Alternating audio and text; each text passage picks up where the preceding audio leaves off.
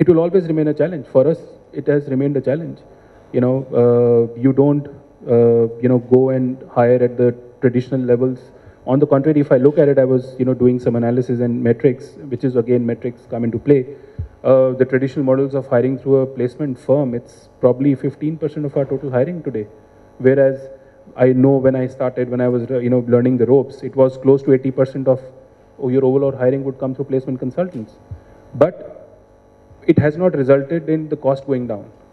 You might have saved the cost of paying a search firm or a consultant. You still do for strategic retainers, but then that cost has shifted to some other areas. When you talk of social media or you talk of, buying licenses for, where you're going to hire from, LinkedIn's and all that, and you have to buy user licenses and, so that cost still remains, but it has shifted, So it, so the, it's not getting eliminated. It's just getting reorganized.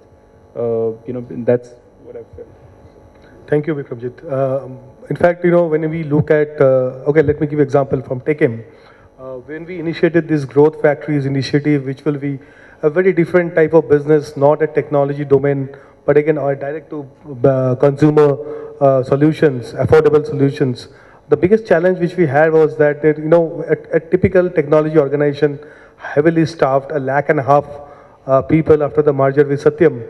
Today, when we look at innovation and from the POC, we move up to a commercial model and you shoot off as a new entity and start the work. The biggest challenge is that the adaptability and the thinking and the cultural shift is very different. The company which is you're incubating within a larger organization, you have very different cultural setup, very different expectations, a very different DNA of people coming and working there. So there, the HR's role, which I have felt or rather I've seen, is that, how you cope up to that type of organizations, that type of subcultures which are coming up within a larger framework of, pillars of RISE example. So there what happens is that within the organization you have multiple mini organizations coming up. These are not projects, but these are actual organizations who are starting as a, moving as a startup, and their sustainability totally depends upon the success in the next 2 to 3 years as a business. So there, the HR's role is not about overall facilitation, but also about incubation of those businesses, being a part of those organizations and setting up new structures, new systems, new processes, and aligning it to the major organization goals. So today, if you have a TechM-like organization and within that a Saral or a Mobo-like initiative happening, these have different priorities. So, there are confiscating demands. There are priorities which has to be set.